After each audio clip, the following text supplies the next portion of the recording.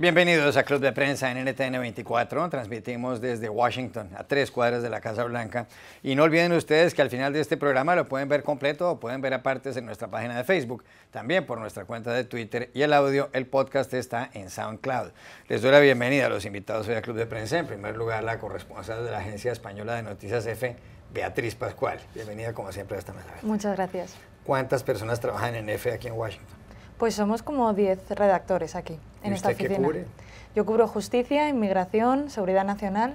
O sea, los lo rusos, fácil. sí, lo fácil. La investigación sobre si Rusia influyó en las elecciones de Estados Unidos, ¿eso le toca cubrirlo? Sí, sí, sí, exactamente. Fácil.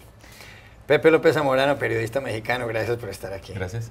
Paola de Orte, corresponsal de TV Brasil, bienvenida también. Gracias. Nos contaba usted que sus abuelos son españoles, ¿no es verdad? Sí, sí, es verdad, son españoles. Son de Soria, atención, que es una provincia importante en España. Y Rafael Matus, corresponsal de La Nación de Buenos Aires, bienvenida. Gracias.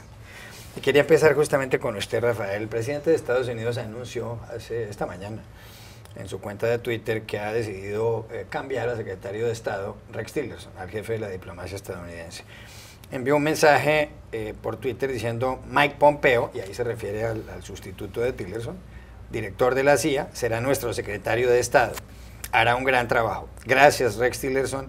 Gina Haspel será nueva directora de la CIA y primera mujer además que va a dirigir a la agencia. Felicitaciones a todos, gran trabajo. El señor Tillerson había tenido muchos desencuentros con Trump desde el principio. Él había sido el presidente de la ExxonMobil cuando fue escogido para ese cargo. Pero además se opuso, por ejemplo, a que Trump hiciera o quisiera desmontar el tratado de desnuclearización de Irán, el que firmaron varias potencias internacionales con el régimen de los ayatolas. Y por otro lado, varias veces que se pronunció con respecto a Corea del Norte, el señor Tillerson, Trump lo desautorizó en su cuenta de Twitter. Se veía venir este cambio en primer lugar, y en segundo lugar, ¿qué puede pasar con el hecho de que llegue Pompeo, un hombre de la CIA, a la Secretaría de Estado? Él ha sido un parlamentario, un congresista por el estado de Kansas, es un hombre vinculado, como mencionaba usted antes de entrar aquí, con los hermanos Koch, que están en la lista de los 10 hombres más ricos del mundo y que son ultraconservadores. Y por otro lado, pues ha estado ahí en la Agencia Central de Inteligencia. ¿Qué puede pasar aquí con respecto a este cambio? ¿Qué hay detrás de todo esto y para dónde va el señor Trump? Bueno, la salida de Tillerson es la crónica de una renuncia, quizá la renuncia más anunciada del gabinete de Donald Trump, ¿no? Era un secreto a voces que Tillerson iba a dejar el Departamento de Estado, y de hecho a fines del año pasado, en diciembre, varios medios publicaron el plan que se ejecutó hoy de reemplazar a Tillerson con Mike Pompeo. En ese momento Trump dijo que era fake news, noticias falsas. Hoy finalmente la noticia se concretó. Como bien decías, eran muchas las diferencias que tenía Tillerson con Trump. Tillerson era uno de los globalistas del gabinete de Trump, uno de los funcionarios moderados. Se había opuesto a la salida del Acuerdo Climático de París, había defendido el acuerdo nuclear de Irán, había alertado sobre el riesgo que implicaba las recientes tarifas al aluminio y el acero para algunas de las relaciones estratégicas de Estados Unidos. Y quizá en el daño más duro que le imprimió a la relación con el presidente, dijo que era un maldito estúpido, algo que Tillerson nunca negó. Nunca desmintió. Nunca desmintió del todo, ¿no? Lo desmintió de una manera muy tibia, y eso para un presidente como Trump, narcisista, egocéntrico, es poco menos que imperdonable, ¿no? Por lo tanto era muy esperable la salida de Tillerson. La duda era cuándo se iba a concretar. Hoy finalmente se concreta.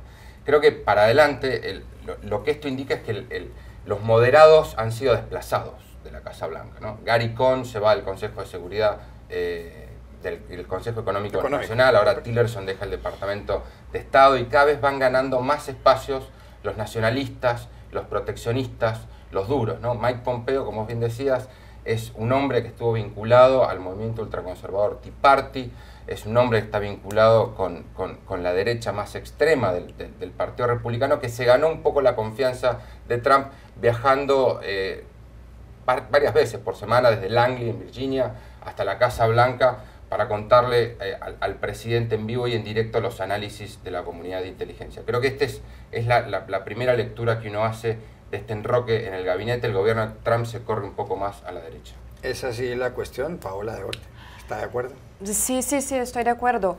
Entre los órganos en Estados Unidos que cuidan, que tienen temas de relaciones internacionales, la CIA puede ser considerado un órgano más duro si comparamos con el Departamento de Estado, que es la Secretaría de Estado, que es un órgano más diplomático. Entonces yo creo que es una manera de Trump mostrar que no quiere tanto la diplomacia y sí más posiciones más duras. Yo creo que la pregunta que queda ahora es lo que se va a pasar con Corea, porque justo la semana pasada tenemos tantas noticias del encuentro, parecía que una solución estaba para llegar y ahora, bueno, quiero saber si lo que habían dicho la semana pasada si continúa.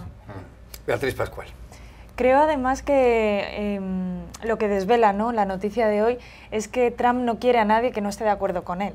Es decir, elijo a Mike Pompeo porque está de acuerdo conmigo en el plan nuclear con Irán, porque además Mike Pompeo en su momento culpó a los líderes musulmanes en Estados Unidos de alentar de alguna forma el yihadismo. Es decir, tiene unos postulados muy parecidos a los que ha ido defendiendo Trump, que le pueden dar la razón, y muy diferentes a lo que decía Tillerson. Trump no quiere a alguien que le lleve la contraria, quiere un yes man, un hombre que le diga que sí. Lo ha encontrado en Mike Pompeo. Me preocupa el impacto que puede tener en las relaciones de Estados Unidos con el mundo, sobre todo con Latinoamérica. Mike Pompeo creo que no tiene ningún tipo de experiencia, por ejemplo, en América Latina. Lo único que ha tenido así como más destacable fue que estuvo destinado como parte de la Armada en Europa en los años previos a la caída del telón de acero. Entonces, ¿qué tipo de experiencia diplomática tiene un legislador de Kansas, ultraconservador, aupado por el Tea Party? No sé si es el hombre para este trabajo. Sobre México, sobre Colombia. Sobre México, sobre Colombia. Son países muy complejos, con realidades muy diferentes, con unas relaciones y una historia con Estados Unidos que necesita un entendimiento profundo si es que queremos hacer las cosas bien. A lo mejor cuál es el rumbo, ¿no?, de la política exterior de Estados Unidos. Deberíamos preguntarnos, ¿es que no quieren hacer caso a la región? Le cortaron el presupuesto al Departamento de Estado de una forma increíble. A lo mejor es que no quieren un Departamento de Estado o no quieren que alguien se posicione. No lo sabemos, pero desde luego el cambio me parece muy, muy importante y veremos hacia dónde nos lleva, el impacto que tiene, ¿no?, a largo plazo. Pepe, además este debe ser el cambio número 44, seguramente, de los altos funcionarios de la Casa Blanca y del gobierno de Estados Unidos desde que Donald Trump tomó posesión del cargo de la jefatura del Estado estadounidense el 20 de enero del año 2017. Y además ningún presidente había cambiado tanta gente o a ningún presidente le había renunciado tanta gente, según los estudios que han publicado distintas páginas web. A estas alturas, cumplido el primer año de Barack Obama en la presidencia, del antecesor inmediato de Trump, solamente había habido 9 cambios de ese estilo. ¿Qué dice todo esto? ¿Qué le dice a usted? Bueno, pues es el ejercicio meticuloso de la teoría del caos, ¿no? El presidente siempre se ha ufanado de buscar el conflicto, de buscar voces disonantes. Estamos viendo, justamente coincido con ese aspecto, que hay una depuración ideológica, pero también es una depuración química, ¿no? El presidente no permite no solamente que alguien le lleve la contra, sino no permite que alguien brille más que él. Y no permite a alguien que de alguna manera le quite un poco de lustre. Por eso sale el asesor presidencial Steve Bannon, ¿no?, que de alguna manera tenía muchas coincidencias ideológicas con Trump, pero no vas a tener coincidencias ideológicas. No tiene que haber nadie más inteligente en ese cuarto, no tiene que haber nadie que tenga mejores ideas. Y se ha descartado de un jefe de seguridad nacional, Michael Flynn, un jefe de gabinete, 2 directores de comunicaciones de prensa, un secretario de prensa, y la lista sigue, ¿no? Y lo que es preocupante es porque no abona, digamos, a un ejercicio más racional del poder. Lo que estamos viendo, y con estas depuraciones en su segundo año ahora de gobierno, es que la manera en la cual se conducen los principales temas de política exterior sigue siendo caótica, sigue siendo impredecible, muchas veces luce improvisada. Si es una improvisación calculada, lo logran de una manera magistral, y eso tiene un efecto muy pernicioso en las relaciones que tiene con el Congreso, y me parece que también en la aprobación de su agenda legislativa, porque lo estamos viendo, por ejemplo, ahora en el tema del control de armas, y lo hemos visto en otros asuntos.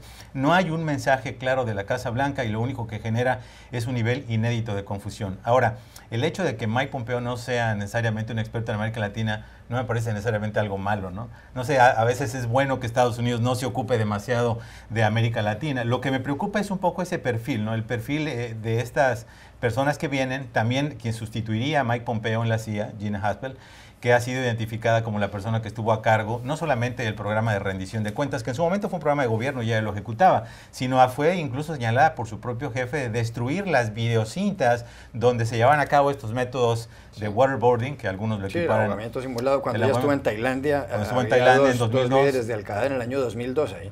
A uno de ellos le aplicaban esta estrategia, la del waterboarding o el ahogamiento simulado, 83 veces al mes. Efectivamente, entonces un poco preocupa ese perfil, ¿no? Porque de alguna manera estás hablando de personas que estaban buscando un tipo de aproximación a la seguridad nacional que no necesariamente bordaba en los límites de lo legal. Esperemos que de alguna manera la llegada de Mike Pompeo pues permita una presidencia más funcional, especialmente en un cargo tan importante como es la diplomacia, pero hemos visto ya por la posición del presidente Trump que la diplomacia no le importa mucho. Con la reducción significativa del 30% del presupuesto del Departamento de Estado, la actitud que ha asumido hacia la diplomacia en general y junto a la actitud que ha asumido un poco hostil hacia las agencias de inteligencia, realmente no se ve un panorama muy promisorio en ese aspecto. Dijo usted que había habido 2 directores de comunicaciones en la Casa Blanca, pero creo que son 5. Sí. El primero fue Sean Spicer, del 20 de enero al 6 de marzo. Luego estuvo Mike Dubke, del 6 de marzo al 2 de junio. Luego otra vez Sean Spicer, de junio 2 a julio 21. Luego Anthony Scaramucci, del 21 de julio al 31 de julio. Y luego Hope Hicks, quien renunció. Bueno. Ya perdimos la cuenta en eso. Sí. Segundo asunto, repitió Sean Spicer supuestamente. Segundo asunto, ayer el Comité de Inteligencia de la Cámara de Representantes se pronunció con respecto a esta investigación que se está llevando a cabo sobre si Rusia influyó en el resultado de las elecciones presidenciales del 8 de noviembre de 2016 en este país, las que llevaron a Trump a la presidencia y en las que fue derrotada Hillary Clinton. Hay una investigación independiente que lleva a cabo Robert Mueller, que fue director del FBI, pero en este comité de inteligencia, y hay que recordar que tanto en el Senado como en la Cámara hay mayoría republicana, en este comité de inteligencia sobresale Michael Conaway, un hombre que lo preside, y ayer dijo que ellos no encontraban realmente ninguna colusión, es decir, ningún vínculo entre Trump y los rusos para perjudicar a Hillary Clinton. Colusión en español significa un pacto entre 2 personas para perjudicar a un tercero. ¿Qué consecuencias puede tener esto? ¿Se está empezando a salvar Donald Trump o lo que quiere hacer el señor Conaway es agrietar un poco, debilitar la investigación del señor Mueller? Por un lado, creo que hay 2 temas muy importantes. Por un lado, las conclusiones que se hicieron ayer públicas son solo de los republicanos, es decir, los demócratas no se han posicionado. Como muy bien contabas, ha sido un congresista por Texas, además, el que ha ido y ha presentado las conclusiones. Dicen que no han encontrado colusión, coordinación, también porque uno ve lo que quiere ver y mira donde quiere mirar. Entonces, el líder de los demócratas en este comité de inteligencia, que se convirtió en un auténtico campo de batalla partidista, ha dicho, puso un comunicado diciendo que claro que no habían encontrado nada porque no habían investigado lo que tenían que investigar, es decir, no habían hecho las suficientes citaciones judiciales, no habían llamado a declarar a Steve Bannon, a Hope Hicks, a el fiscal general Jeff Sessions. Entonces, si no preguntas, no obtienes respuestas. Eso por un lado. Por otro lado, sobre tu pregunta sobre si Trump se salvaba o no se salvaba con estas conclusiones, no se salva. ¿Por qué? Por la investigación de Robert Mueller, porque el poder que tiene el Congreso es de alguna forma un poco más normativo, ¿no? Es qué podemos hacer para que los rusos no vuelvan a interferir en nuestras elecciones, qué medidas podemos tomar. El que tiene realmente el poder es Mueller. De hecho, tanto poder tiene que este fin de semana, el viernes, los abogados de Trump salieron, ¿no?, según el Wall Street Journal, diciendo que querían buscar una especie de acuerdo con el fiscal especial para tener un interrogatorio con Trump, pero con una serie de condiciones. Es decir, Trump está asustado, Trump quiere zanjar esto cuanto antes, porque sabe que el cerco se está cada vez acercando muchísimo más a él, con el juicio a su jefe de campaña, que está en 2 cortes, uno empieza en julio, otro empieza en septiembre. Es decir, la investigación va a seguir y cada vez se acerca más a Trump. Paola de Horta. Sí, los republicanos en la Cámara responden al público que los elige y también a Trump. Entonces yo creo que la respuesta era lo que se esperaba, no podría ser diferente. Pero no creo que va a influenciar la investigación de Mueller, porque esas es independiente de lo que piensa el público. Es verdad que sí, después que las noticias salen de que los republicanos han dicho que no había... Es verdad que el público puede dar menos apoyo a la investigación, pero la investigación sí continuará. Entonces yo creo que si esa era una manera de intentar disminuir, no creo que será efectiva. Rafael Matos. La investigación de la Cámara de Representantes del Comité de Inteligencia había quedado muy contaminada, sobre todo por el rol del líder republicano Devin Nunes, que prácticamente responde a los pedidos de Trump de la Casa Blanca.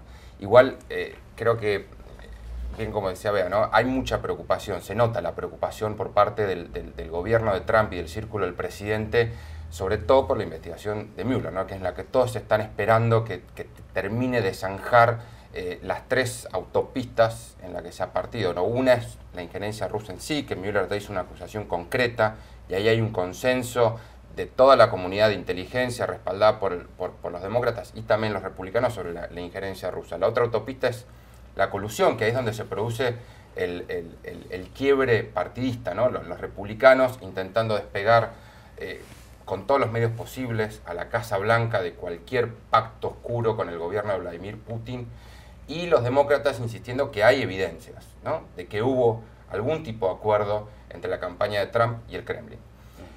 Y la tercera autopista de la investigación, y acá vuelvo a lo que está haciendo Mueller, que creo que es la que más preocupa a la Casa Blanca, es la de lavado de dinero, las posibles conexiones financieras entre el imperio de Trump y Rusia, que ahí hay mucha información oscura, hay muchas sospechas sobre por qué Trump está tan preocupado, por qué Kushner aparece también tan preocupado por esta investigación. Hemos visto muy poco sobre ese aspecto de la investigación. Y aquí en Estados Unidos los medios y todo el arco político se han preocupado muchísimo más por el aspecto político, por el supuesto pacto, ¿no? Entre Trump y el Kremlin. Pero creo que en esa pata de la investigación financiera que intenta desanjar si hubo operaciones de lavado de dinero o no, ahí puede estar el canal que más preocupa a la Casa Blanca.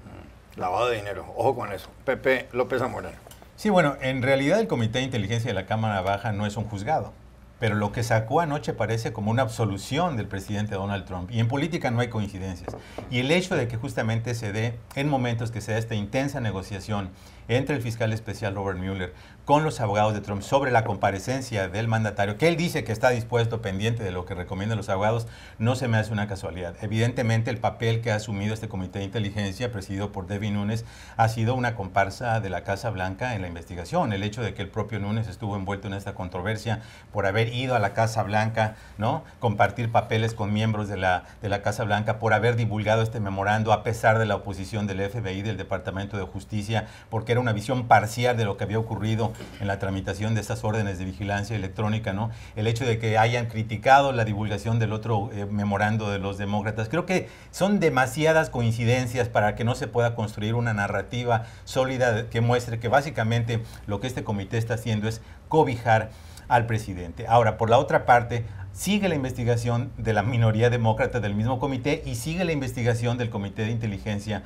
del Senado. Y yo coincido con Rafa. Es posible que no haya habido una colusión entre el presidente y su equipo con Rusia por el propósito de las elecciones y que las reuniones hayan sido desencuentros desafortunados, ¿no? El propio James Clapper, el exdirector de Inteligencia Nacional, dijo que hasta antes de irse, y ellos fueron los que presentaron la bandera roja, dijo, yo no he visto ninguna información que apunte al tema de la colusión entre ambos. Entonces, es enteramente posible, pero eso no salva necesariamente al presidente, precisamente porque las investigaciones especiales, y si no que lo platique Bill Clinton, son una caja de Pandora, donde pueden salir cualquier tipo de temas. Y evidentemente el hecho de que ya vaya a empezar el juicio con Paul Manafort, ¿no?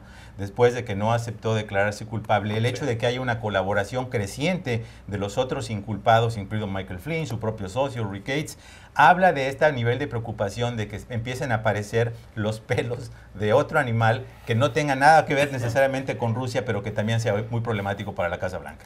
Ya regresamos a Club de Prensa. Volvemos a Club de Prensa en NTN 24 desde Washington. Pepe, hay más noticias del presidente de Estados Unidos, Donald Trump, que es una fuente inagotable de información.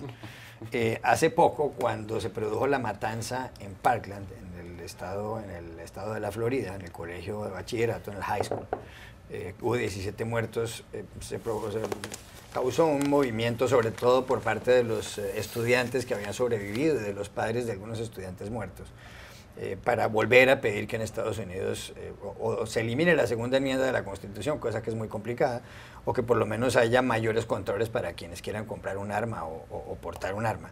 El presidente Donald Trump convocó a algunos miembros del Congreso a la Casa Blanca, les preguntó que cómo avanzaban los proyectos de ley que pensaban presentar y en algún momento les dijo, cuando se dio cuenta de que ellos no habían ido muy al fondo del asunto, les dijo, es que ustedes le tienen miedo a la Asociación Nacional de Rifle, la NRA, que es la sigla en inglés de este todopoderoso organismo, organización que además financia muchas campañas políticas. Él dijo, es que ustedes le tienen miedo a la NRA, yo no le tengo miedo a la NRA. Bueno, se acaba de conocer el plan del presidente Trump en esta materia. Y en primer lugar, la circunstancia de que debería aumentarse la edad para que una persona pueda comprar un arma o un fusil de asalto de los 18 años a los 21 no está contemplada en el plan, cosa que aparentemente debía estar ahí.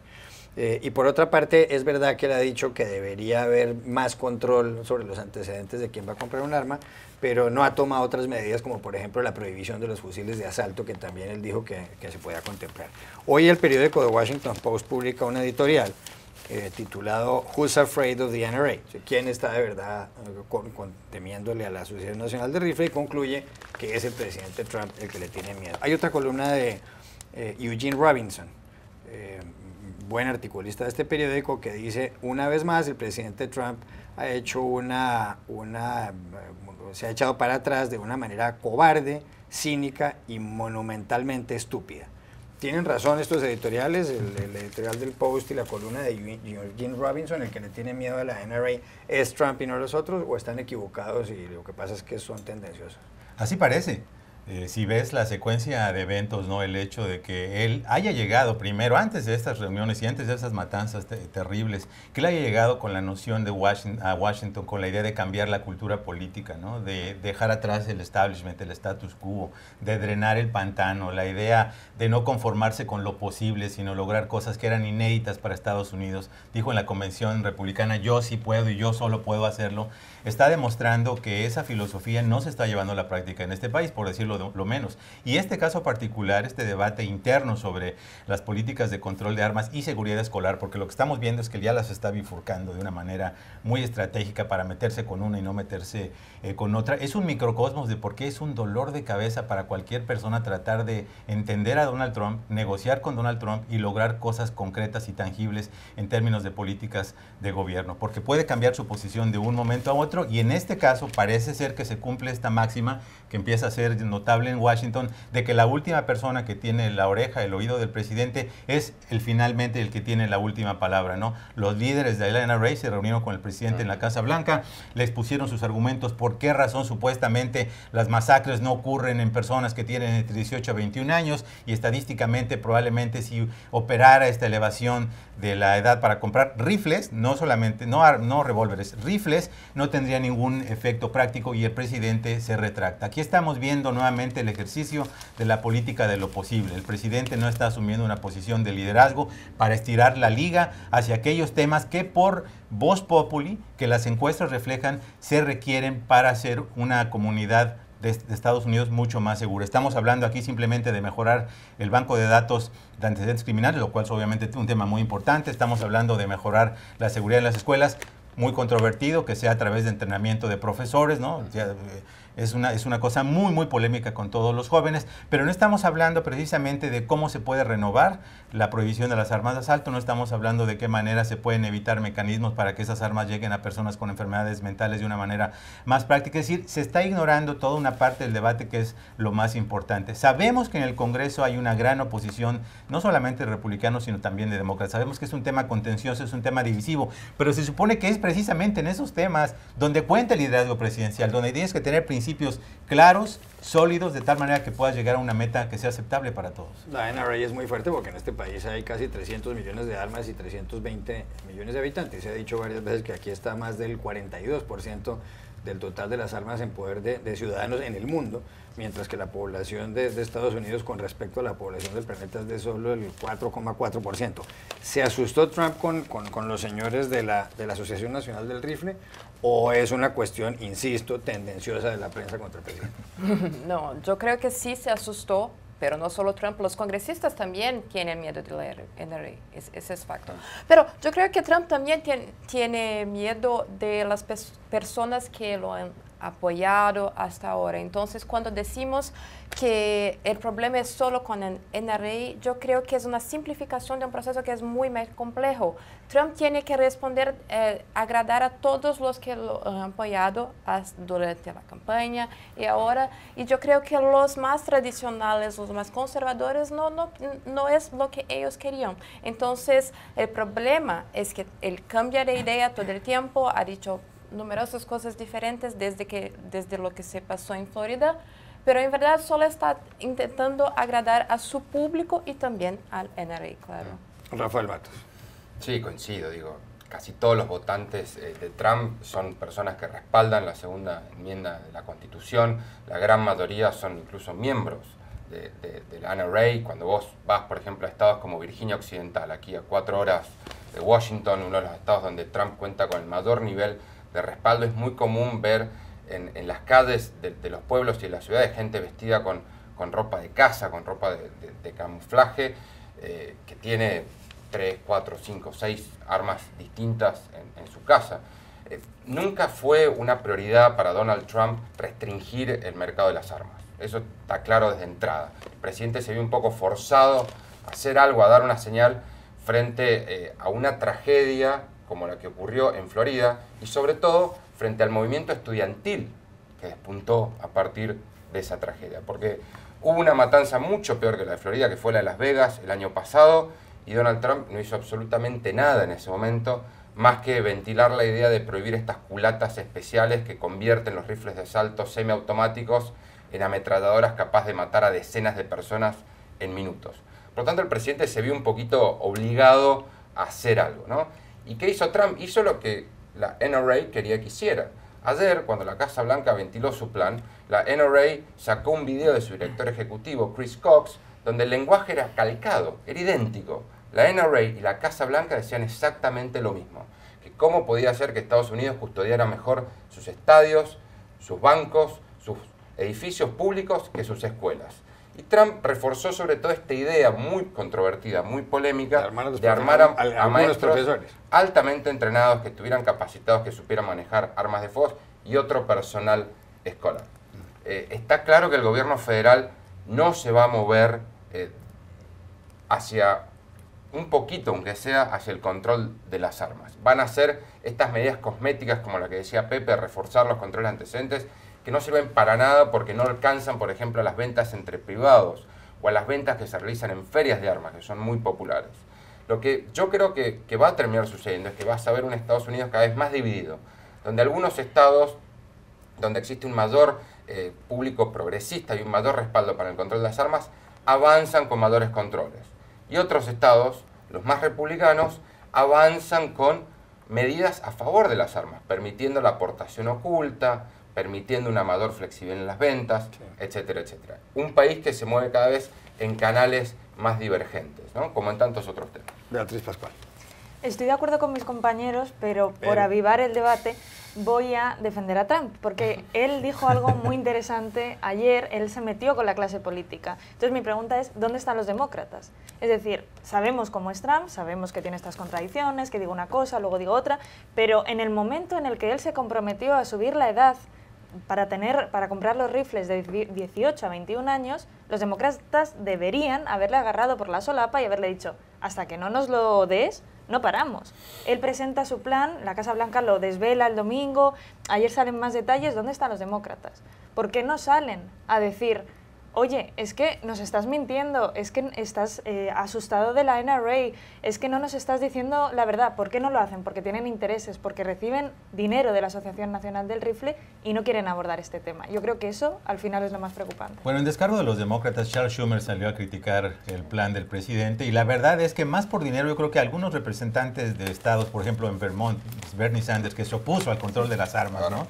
Tiene que ver más bien por la cultura política y la política local, ¿no? Muchos de esos demócratas no reciben dinero del NRA, Pero cuando asumen posiciones contra la NRA, lo que hace la NRA es financiar a candidatos para que pierdan en las elecciones internas. Entonces, financian a los contrincantes. Exactamente, financian a los señala, contrincantes. los acusa, les dice que no respaldan la segunda enmienda, que quieren sacar las armas y más. Recordemos que los demócratas, perdón Pepe, tienen 10 senadores este año que buscan la reelección en estados republicanos que ganó Trump.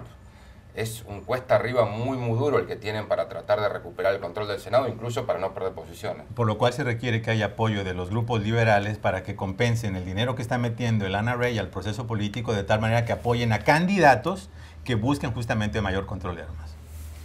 Ya regresamos a Club de Prensa. Volvemos a Club de Prensa en NTN 24 desde Washington. Pepe, hay elecciones en su país, en México, el próximo 1 de julio. Ya faltan pocos meses. ¿Cuántos meses exactamente? Estamos en mitad de marzo, o sea, es todo abril, mayo, junio. Un poquito más. 3 meses y medio, realmente algo más de 90 días. Muy bien. De primero en las encuestas está Andrés Manuel López Obrador, quien fue alcalde del DF, que ha perdido 2 elecciones presidenciales y está en alrededor del 39-38% según los últimos sondeos y le lleva más de 20 puntos de ventaja al segundo, que es Ricardo Anaya. López Obrador se presenta por el partido que fundó, el partido Morena. Ricardo Anaya está apoyado por una coalición del PAN y el PRD, que son partidos, uno de centro derecha, uno de centro izquierda, y también por un movimiento ciudadano. Inscribió su candidatura hace pocos días y dijo que además, si él gana, impondrá la justicia no solo para todo México, sino también para el actual presidente Enrique Peña Nieto. Y de tercero en los sondeos está José Antonio Meade, un burócrata muy respetado, a nombre del PRI, a pesar de que él no es militante. Hay 3 debates organizados en esta campaña. En México, hay que señalarlo siempre, no hay segunda vuelta. El que gana las elecciones ganó y se acabó el asunto. El primer debate será en el DF, en el Distrito Federal, en la capital, el 22 de abril, y se habrá ahí de corrupción, de seguridad pública y de violencia. Un mes después, casi un mes después, en Tijuana, será el segundo cara a cara de los candidatos, donde hablarán de comercio exterior, de seguridad fronteriza y otros asuntos. Y el último, el 12 de junio, en Mérida, los temas serán crecimiento económico, la pobreza y la desigualdad. Pero hay quienes dicen que debería haber más debates y le han planteado esto al señor López Obrador. Y él respondió ayer, no, nosotros ya vamos a estar en los 3 debates, quieren más es porque nos quieren causar daño. ¿Será que López Obrador está empleando aquí la estrategia típica de quien va muy adelante en los sondeos, que es no debatir para no ir a meter la pata, para que no le den un garrotazo? ¿Será que la cosa es así? En pocas palabras, sí. Wow. Esta decisión de hacer debates adicionales fue una petición de los otros contendientes, de los otros rivales políticos, y fue avalada por el Tribunal Electoral, de tal manera que podrían ser, digamos, 2 debates adicionales, ¿no? López Obrador, como tú bien dices, está haciendo lo que cualquier otro candidato en cualquier otro país, en las mismas circunstancias haría si va con la ventaja, es tratar de evitar lo menos posible la exposición en ese tipo de foros, porque evidentemente sabe que sus rivales van a ir preparados. Como es el puntero, todas las baterías van a ir dirigidas en su contra. No es la primera vez que lo hace. Sabemos que en las elecciones pasadas fue muy controvertido que inasistió a uno de los debates presidenciales, se quedó ahí la silla vacía, hay hasta un sitio de internet que se llama La Silla Vacía, y eso le acreditan algunos analistas que lo hizo perder puntos y probablemente la elección, ¿no? Cuando pierdes un par de puntos en una elección muy cerrada, pues ya vemos cómo son los resultados. En este caso, él está aceptando, por lo que sabemos, asistir a los 3 debates oficiales, pero no a los subsecuentes. Otros candidatos mexicanos lo han hecho en su momento de una manera muy similar. Aquí obviamente hay una presión, ¿no? Incluso Anaya le dijo que si no tenía pantalones, una cosa así, ¿no? Para no asistir a los debates. Y evidentemente López Obrador no quiere. Sabemos, lo hemos comentado en este programa, que López Obrador tiene cierta habilidad para meterse el pie él mismo, ¿no? Fue muy controvertido lo que habló, por ejemplo, de eso de dar amnistía a los traficantes de droga, al crimen organizado. También ha traído a su equipo de campaña, en este caso, a personajes un poco polémicos, a un líder sindical acusado de corrupción que está prófugo, de hecho, está residiendo en Canadá, Napoleón Gómez Urrutia, del Sindicato de los Mineros. Se ha acercado al también polémico Sindicato Nacional de Trabajadores de la Educación, de Alvester Gordillo. Entonces, ha asumido algunas posiciones políticas que muchos se preocupan, digamos, si son realmente de mucha utilidad. Entonces, yo creo que en este caso se está curando en salud, quiere evitar los menos errores posibles y, por lo tanto, está está rechazando este tipo de debates adicionales. Rafael Matus, que ha sido corresponsal de medios de comunicación mexicanos. Sí, creo que Andrés Manuel López Obrador se ve más cerca de la presidencia que nunca antes en sus otros intentos por llegar a lo más alto del poder. Y por lo tanto está apelando a la prudencia, a sabiendas, ¿no?, de que él es su peor enemigo, como hemos dicho, hemos comentado aquí muchas veces, para tratar de llegar al verano boreal de la manera más sólida posible.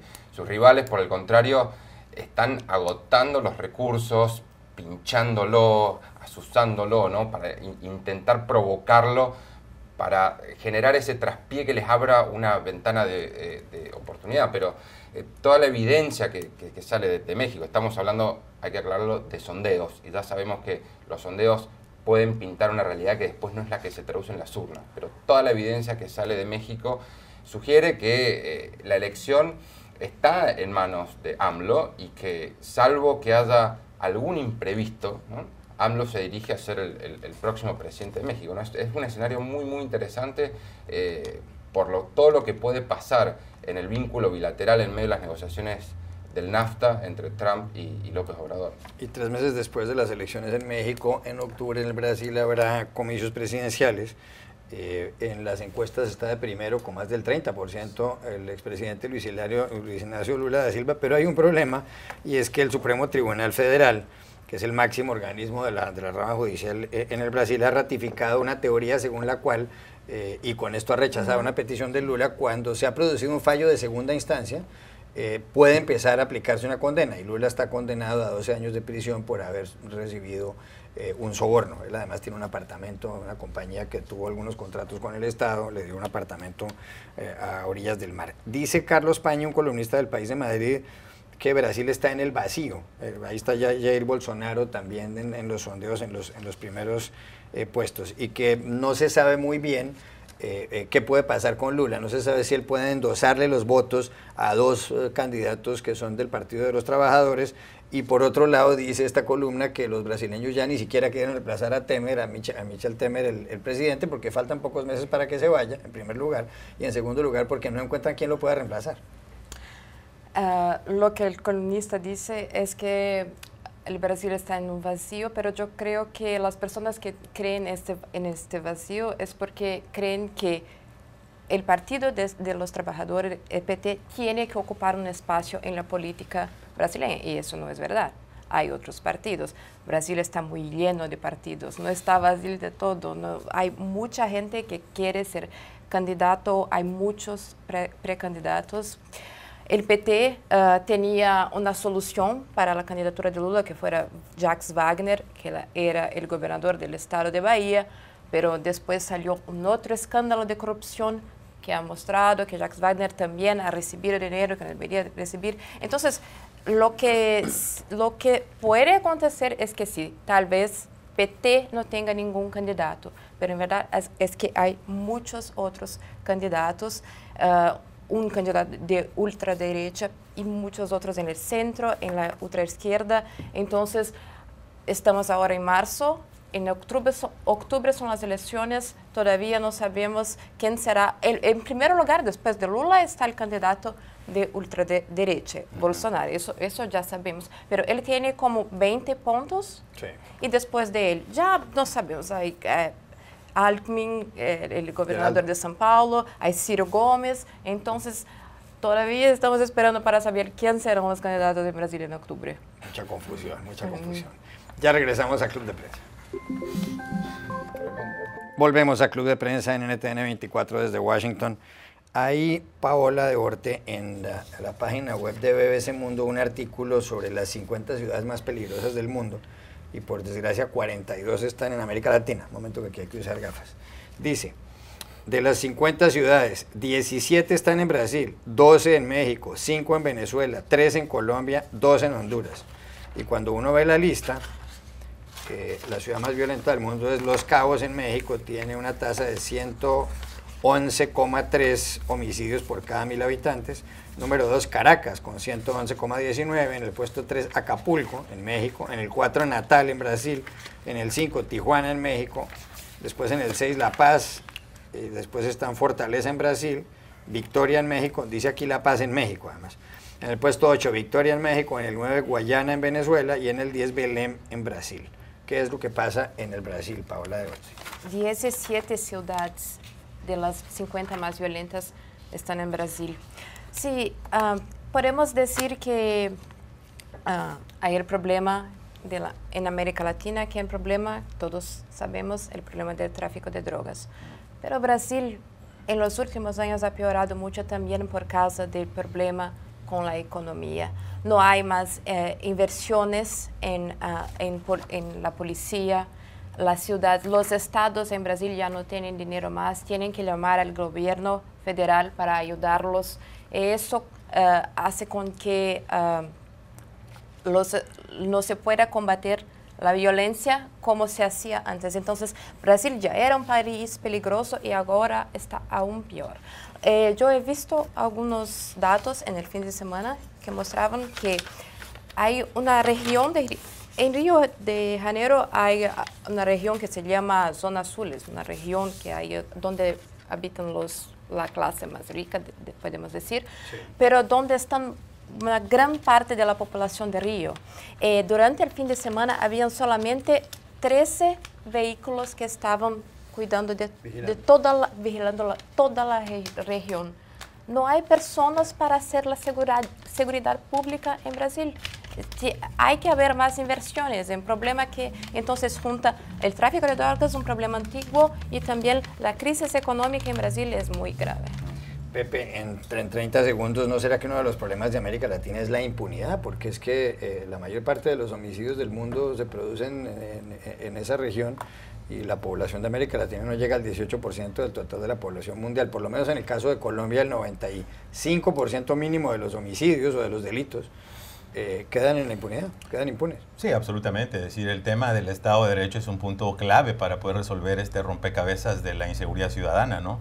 Como lo es el hecho también, lamentablemente, que vemos que algunas de estas ciudades, por ejemplo, en el caso de México, son fronterizas con Estados Unidos. Cuando tienes esta combinación de al vecino que tiene el mayor apetito para drogas ilegales, sí, que tiene 330 millones de armas y tienes organizaciones criminales transnacionales que se aprovechan de esa situación, eso explica también de alguna manera por qué estamos viendo estas cifras. Hay que ponerlo también en perspectiva. En el caso de Los Cabos, que aparece como la más violenta, hubo 365 homicidios. Sí. Lo comparas con Caracas, donde hubo 3.387. Entonces, te da una visión, digamos, un poco dramática de la situación. Obviamente, cualquier homicidio por agresión es lamentable y ojalá haya, pues, en todos los países, ¿no?, siempre una prioridad muy alta en el tema de la seguridad ciudadana. La primera ciudad de Estados Unidos está en el puesto 21, que es Baltimore. La primera ciudad de Colombia, donde hemos tenido cifras de mucha violencia, es Cali, que está en el puesto 28. No hay ninguna ciudad argentina en estas primeras 50, Rafael Matos. Bueno, pero igual el crimen y la inseguridad es un problema palpable en la Argentina. Rosario se ha convertido en un caldo de cultivo para el narcotráfico, para el tráfico de drogas que bajan desde la zona andina y van por África hacia Europa. Escuchaba a Paola y recordaba que hace poco Río de Janeiro militarizó la ciudad en un quiebre que no se veía desde la dictadura en Brasil y que el presidente Michel Temer sugirió que puede ser un caso testigo, ¿no? un laboratorio que después se puede aplicar al resto del país. Es realmente muy triste lo que pasa en América Latina. Honduras tuvo hace algunos años la tasa de homicidios más alta del planeta. Y como te decía Paola, esto está vinculado obviamente no solamente al problema de la impunidad que vos y Pepe mencionaban, sino también al problema del narcotráfico, porque la región se ha convertido en la fábrica de drogas del primer mundo. Y ahí hay un problema normativo, un problema de ley que necesariamente tiene que cambiar, ¿no? Digo, hasta que no se avance hacia la despenalización y la legalización de las drogas, el problema del crimen organizado, el cáncer del crimen organizado, no se va a poder extirpar de la región. Más la pobreza, hay que sumar a eso la pobreza. ¿Y qué piensa Beatriz Pascual, que es española? En España la tasa de homicidios es muy baja, no llega a los 300 homicidios al año en España, un país de 46 millones de habitantes, es más o menos la misma población que tienen Colombia y Argentina. Pues nosotros no vemos esa violencia o esa... Hablábamos también, ¿no?, de la falta de presencia del Estado, que me parece algo muy importante. Cuando no está el Estado vigilando, cuando no hay una presencia y un monopolio de la violencia por parte del Estado, pues claro, eso pasa a otras manos. También me parece muy interesante el caso de Caracas, que está en el segundo caso, era el primer caso, sí, y el estudio, ¿no?, cuenta que incluso podría ser mayor por la cantidad de venezolanos que han tenido que huir de su país. Entonces el ratio ese de violencia incluso podría haber crecido en Caracas y bueno, la verdad es que las cifras, como decía Rafael, son bastante tristes para nuestro continente. Gracias, Beatriz Pascual, por haber estado aquí, Pepe López Zamorano, Paola de Horta y Rafael Matus, y a ustedes los espero mañana en Club de Prensa.